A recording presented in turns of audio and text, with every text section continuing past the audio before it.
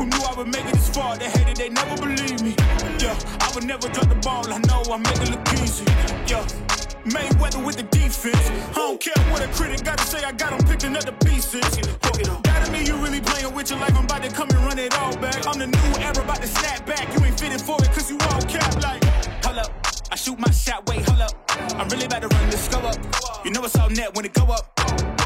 Ain't got no other plans, you don't need to understand. Hey, we don't know the time, you don't need to understand. Hey, you show 'em how to do it when you don't know what to say. Tell me how you plan to win. Salut à tous, vous êtes sur la chaîne Obsidia comme d'habitude. Aujourd'hui, un nouveau format de Worldwide Fam avec Puma évidemment et aussi avec Nicolas Lang. Je te check comme si on vient de se retrouver, ça va? Ok.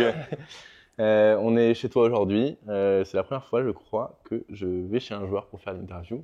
Donc ça implique évidemment des petits cafés. Le café, le Un chien. petit chien et le sapin évidemment puisque on est au moment de Noël. J'ai plein de sujets à aborder avec toi. Le premier, c'est ma raison d'être là, c'est Puma. Est-ce que tu peux me raconter un peu l'historique de ton partenariat avec eux et ce que ça t'a permis de faire dans ta carrière? Bah, plein de choses au final. Plein de choses. Déjà moi, avant j'étais quelqu'un de très... Quand j'avais une paire de chaussures, je la gardais pour l'année. Ok. Généralement, soit Même en tant que joueur pro? Ouais, Ok. ouais. J'avais besoin de bien me sentir dans des chaussures et j'avais du mal à trouver une paire qui... Tu vois, quand j'avais une paire où je me sentais bien dedans, j'avais du mal à changer après. Et c'était généralement noir ou blanc. Ok. Tu vois, j'étais très... vraiment noir ou blanc, très simple. Et il y a 5 ans, je dirais maintenant, juste après le Covid, c'était Robin à l'époque de chez Puma qui m'a contacté. Yacine Awadi, du coup, qui était notre coach indiv à Limoges, était déjà en contact avec Puma.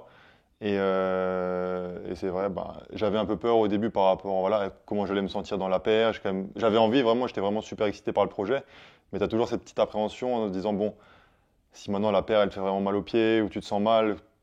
C'était une marque un peu nouvelle dans le basket qui revenait. C'est vrai qu'ils sont revenus de loin. Hein, et dès le début, je dis même pas ça parce que c'est Puma et que c'est un sponsor, mais c'est vrai que j'ai tout de suite été à l'aise dans la paire. Et après, c'est monté en gamme. Tu te souviens du premier modèle que t'as... Je me souviens plus le nom, mais je me souviens c'était un modèle très très simple.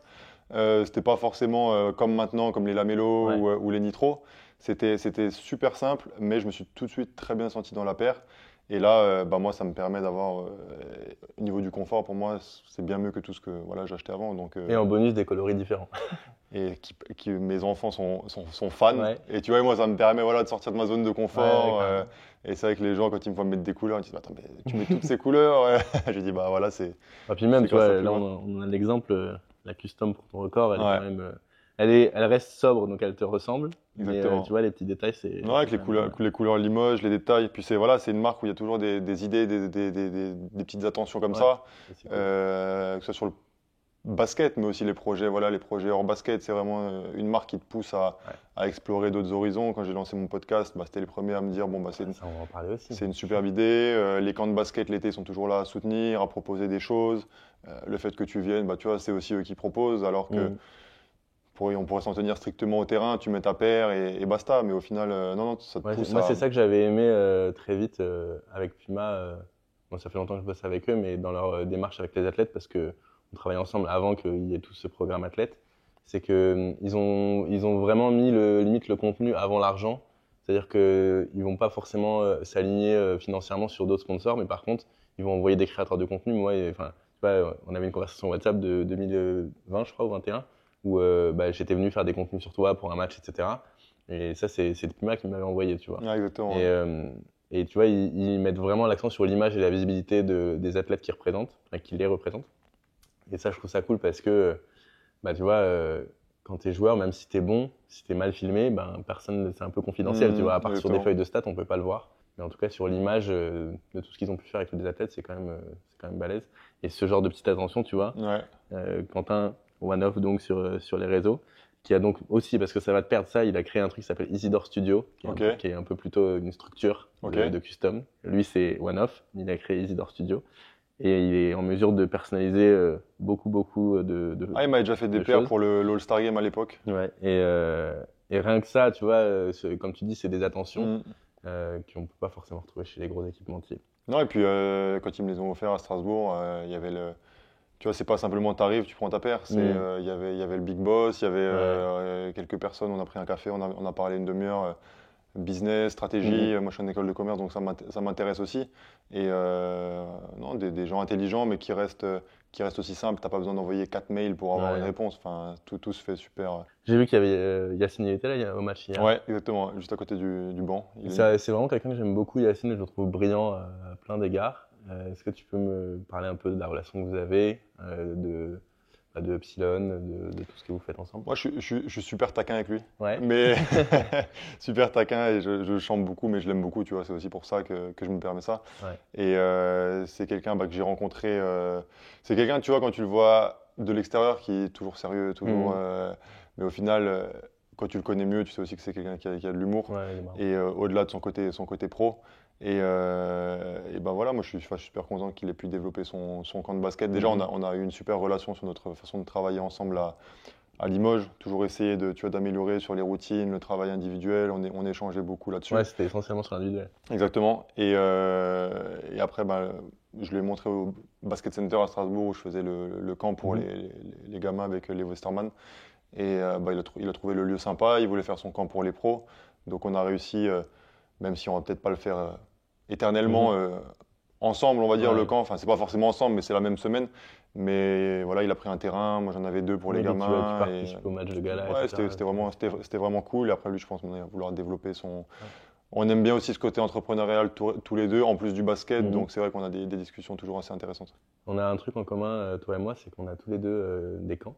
Enfin, moi, j'ai arrêté d'en faire, mais j'ai fait 5 saisons. Ok.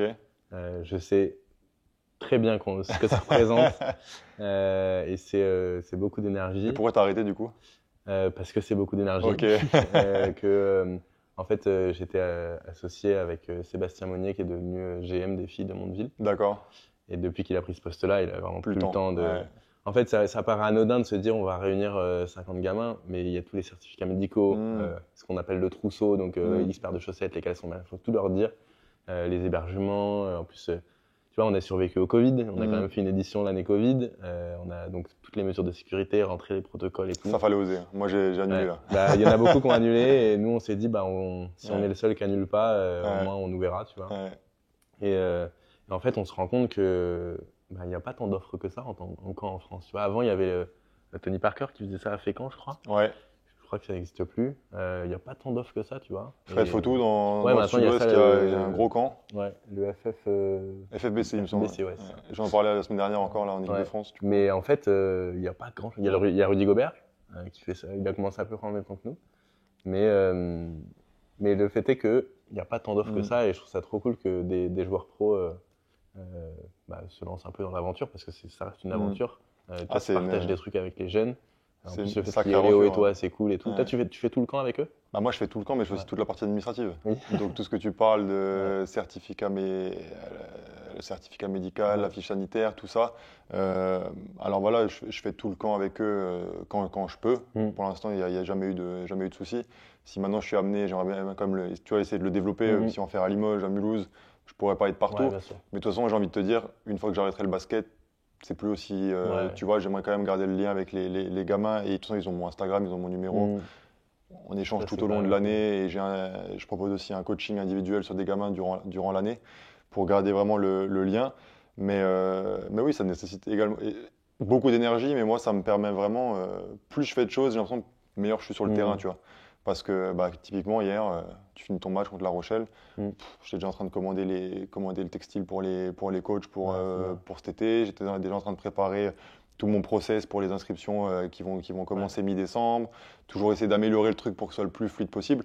Et puis après, j'ai aussi la chance de pouvoir compter sur mon équipe sur les camps de Mulhouse et Strasbourg. C'est des amis, mais vraiment aussi on forme une vraie équipe où même si on bosse qu'une semaine ensemble pendant l'été, c'est très carré et je pense que c'est ça aussi que les gens aiment bien. Ouais, moi, en fait, même si effectivement à l'avenir tu pourras pas être partout tout le temps, en fait nous le point de départ c'était, moi je me souviens des camps que je faisais. Je sais ce que tu vas me dire en plus. Je suis quasiment sûr de savoir que tu vas me dire. Ok. Que les mecs passaient une demi-heure, non? Exactement. C'est exactement ça. À l'époque, moi, c'était J.D. Jackson qui était venu. Je faisais un camp dans la Sarthe quand j'étais petit. Et d'ailleurs, c'est marrant parce que son fils a demandé à me contacter il y a pas longtemps. Voilà, il y a pas longtemps pour des vidéos. Mais du coup, je trouvais que la boucle était marrante parce que c'est le premier joueur pro que j'ai rencontré qui a signé ma paire. Il était resté 30 minutes. Tu vois. Et en fait, bon, moi, je suis pas joueur pro, mais je sais que quand j'ai lancé les camps Obsidia Summer Camp, bah, les jeunes, ils venaient pour moi. Et que je sois un pro ou pas, j'étais leur raison de venir. Et leur raison de venir, elle était là toute la semaine, Bien sûr. du lever à 7h au coucher, tu vois. Et c'est un peu ça, c'est un peu à l'encontre des camps où j'ai appris que Tony Parker, il faisait une visio avec le camp, tu vois. Ok, ouais. Évidemment que Tony peut pas passer une semaine avec les jeunes, tu vois. Mais je trouve ça un peu déceptif quand il est sur l'affiche et qu'en fait tu le vois une demi-heure sur un écran, tu vois. Et c'est pour ça que je trouve ça trop bien que tu aies lancé ça. Et même de mémoire dans les stories, dans les trucs, on vous voit investi, tu vois. Bah, on couche les gamins le soir. Hein. Voilà, c'est ça. Et c'est ça que, tu vois, moi, je suis allé faire des pompes à des gamins dans les couloirs, tu vois, le soir. Et c'est ça qui va faire des souvenirs aux jeunes, tu vois. Et en plus, ça fait 3 ans que tu fais?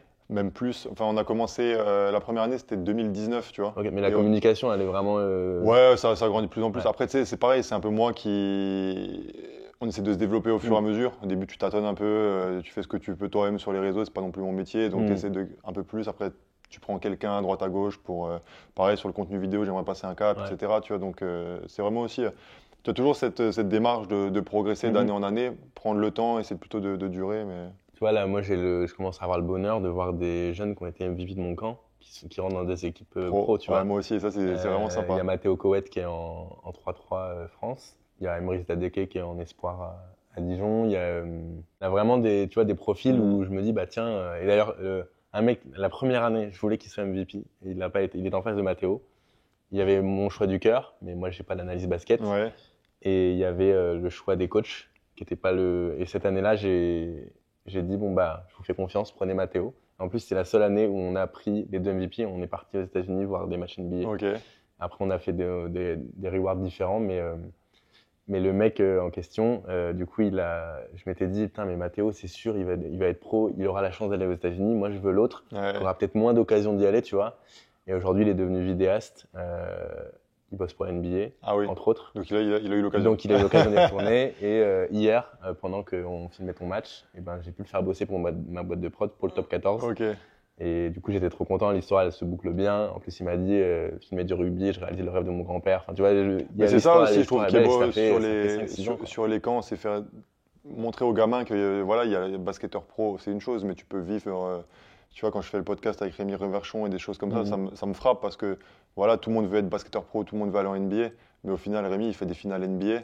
Il est pas basketteur pro, tu vois ce que je veux dire? Toi, tu as eu la chance de filmer des matchs, des matchs de haut niveau, tu n'as pas été basketteur pro, et que le gars, il vienne sur un camp de basket et que derrière, il trouve un taf dans ton domaine et en plus qui peut cumuler sa passion avec le sport, bah, ça, c'est génial, tu vois. Mais même, j'ai écouté le truc avec Rémi, l'histoire, il me l'avait déjà raconté, mais tu vois, sur sa séparation, machin, il se barre, machin. Le mec a la flamme, tu vois, et c'est pas la flamme du basketteur qui veut jouer, c'est la flamme du basketteur qui aime le basket. Et effectivement, j'en parlais ce matin avec Sam parce que Marie Manet, que tu connais, là, elle était sans club et moi, je ne vais pas dire parce que je ne sais pas si ça va se faire, mais en tout cas, elle a une opportunité. Et je disais, bah, je ne sais pas si je kifferais être joueur pro parce que elle ne sait même pas dans quel pays elle va jouer, tu vois, la saison prochaine. Et en fait, moi, j'ai le luxe de vivre à peu près les mêmes choses que des basketteurs, au niveau des événements, du prestige, des trucs, sans cette contrainte de putain, ça se trouve, je vais signer un contrat qui va m'envoyer en Roumanie et je sais pas. Moi, c'est pour ça que je ne serai pas coach. Bah ouais. Mais non, mais c'est clairement, c'est une des grosses. Je veux dire, quand tu as une femme et des enfants, déjà, tu leur imposes une vie. Et encore, moi, j'ai la chance, et c'est pas vraiment de la chance, c'était un choix à chaque fois d'essayer de signer 2-3 ans pour avoir quand même un minimum de stabilité. Mais j'ai pas envie d'avoir cette vie-là, on va dire, de nomade. 20 ou 25 ans de plus, quoi, tu vois.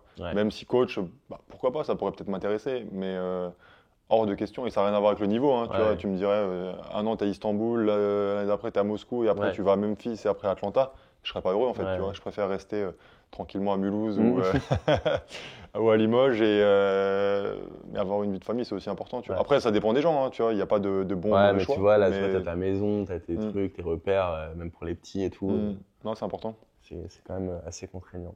Et ouais, non, je te rejoins sur le fait que bah moi, tu vois, j'ai jamais été un basketteur excellent. Assez pour jouer et prendre du plaisir, tu vois, mais jamais eu l'espoir d'être pro. Pourtant, c'était mon rêve quand j'étais petit. Et aujourd'hui, bah, j'ai coché à peu près tous mes rêves d'aller voir un All-Star Game aux États-Unis, machin. tout en vivant du basket sans être basketteur pro. Et les parcours comme Rémi montrent qu'il n'y a pas forcément besoin de ça. Mais transition toute trouvée vers ton podcast que j'ai écouté.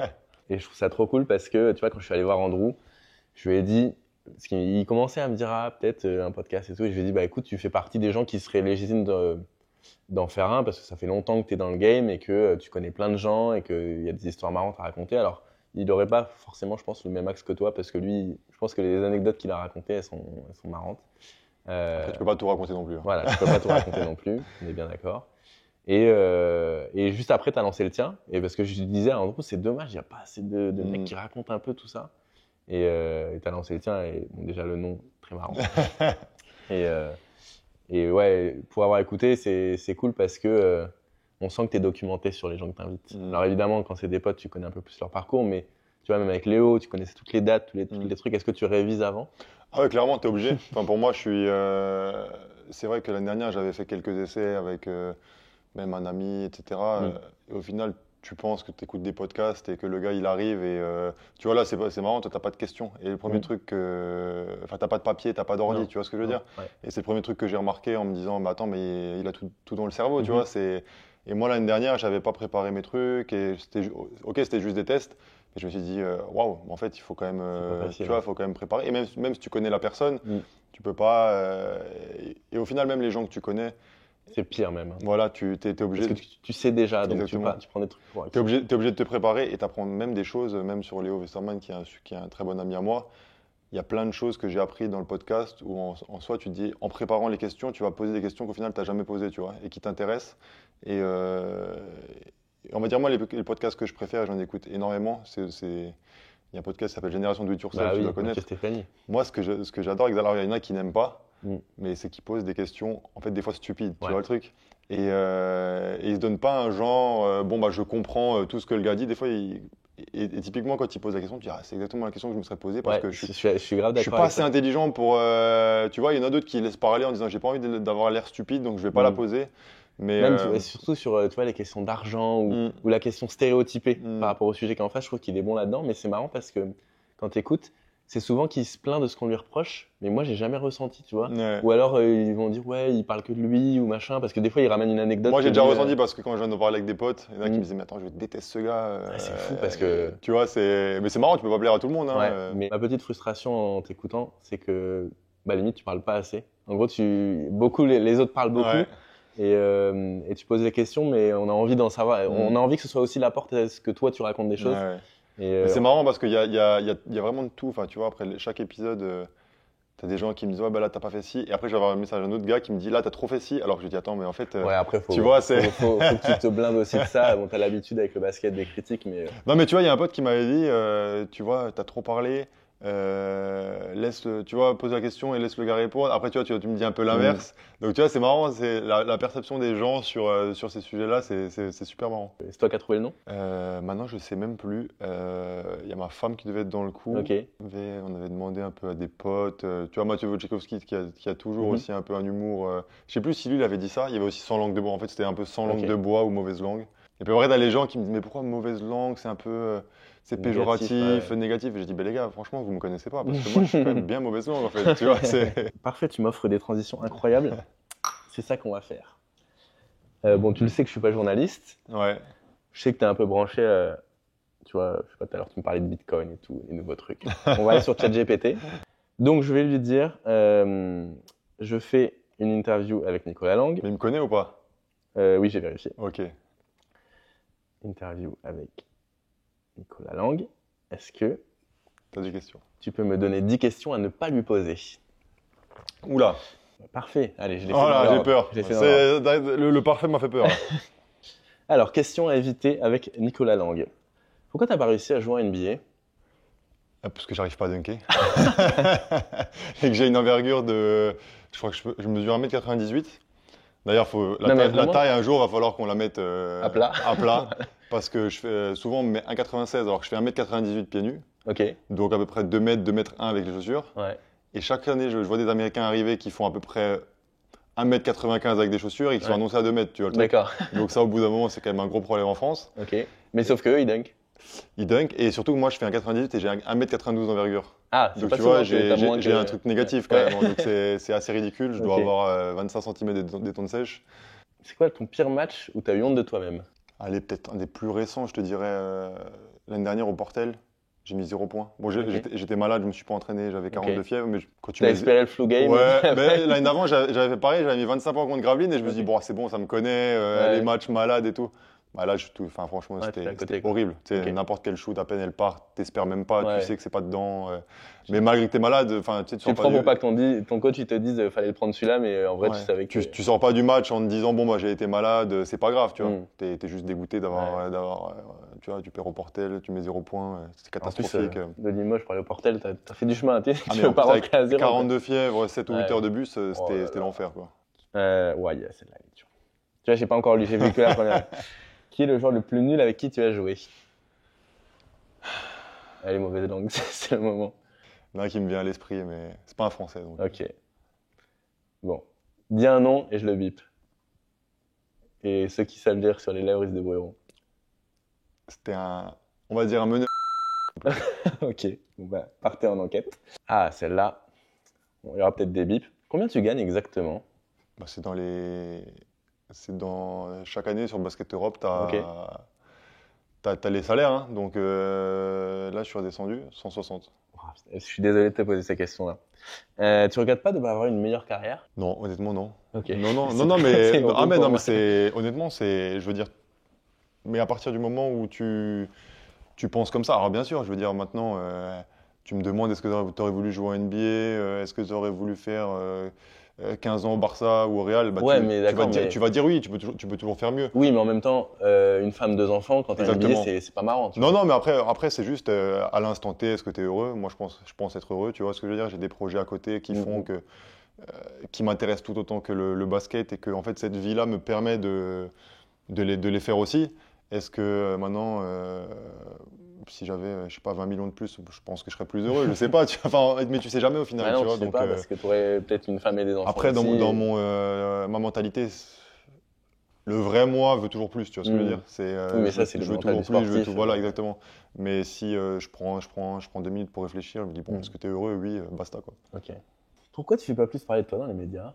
Je fais pas de célébration, peut-être. Je Ah, sais voilà, pas, c'est je, ça, je hein. danse pas. Ah, hier, t'es sorti, je crois que c'était fin de premier quart-temps, il y a eu 3 points.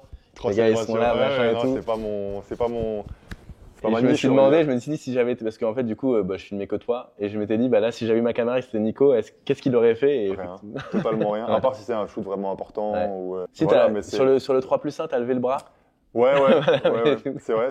Mais c'est des trucs vraiment, j'y pense pas de temps en temps sur un gros shoot ou je me dis Ouais. que c'est un moment important du match. Mais après, tu sais, au final, je vais pas faire le mec, parle pas assez de moi, je suis sous-côté. Mm. Non, c'est pas vrai. Je veux dire, tu vois, j'ai battu le record. Il y a eu la LNB, ils ont fait un post par jour sur Instagram. Et tu sais, limite, moi, j'étais en mode, putain, c'est un peu trop là, quoi. Enfin, tu Ouais. vois, donc, non, il n'y a pas de stress. L'équipe que tu détestes le plus en Betclic Elite? Pau, ils sont pleins BetClick. Ok, bien joué. Ah, je dis ça parce qu'ils m'ont mis un petit montage là, il n'y a pas longtemps sur les Ah réseaux. Pour le record, ils ont mis sur leurs réseaux sociaux un montage en match de Coupe de France. On a perdu là-bas en Coupe de France. Ok. Et ils ont mis un montage de tous mes paniers ratés. Ah ouais, ouais, c'est marrant, c'est de bonne guerre. Est-ce que tu comptes changer de club bientôt? Bon, c'est pas d'actualité. Hein.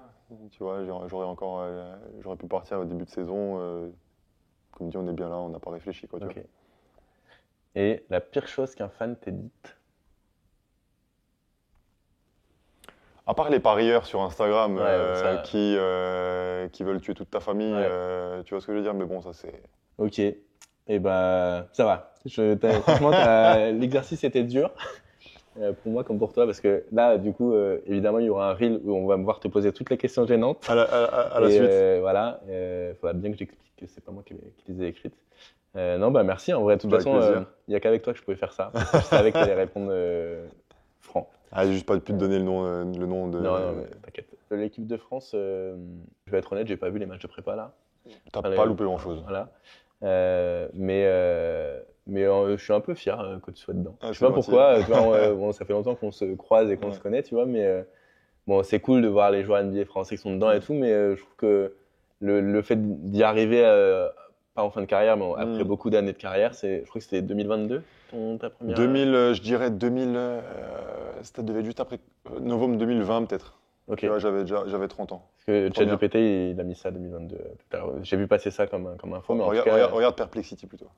c'est quoi? Ah, c'est le concurrent?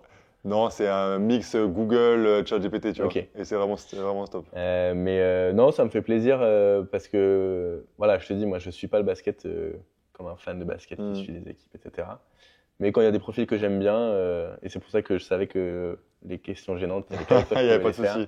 Et je t'apprécie vraiment pour le hors-basket et voilà, on avait déjà, même quand j'étais venu il y a quelques années, on avait beaucoup discuté de ce que tu faisais en dehors du basket et finalement, je me rends compte que c'est ces discussions-là que je préfère parce que C'est passé vite au final. Moi, je sais pas passer par les baskets, tu vois. Donc, c'est gentil, merci beaucoup. Donc voilà, je t'apprécie pour J'ai ça. l'impression que c'était il n'y a pas si longtemps que ça, et en fait, ça va déjà 3 ans, je crois. Hein, donc, Oui, ça va très. Oui, parce qu'en fait, je filme à l'iPhone, donc j'avais pas tout ça et je vendais plutôt des contenus à l'iPhone, tu vois.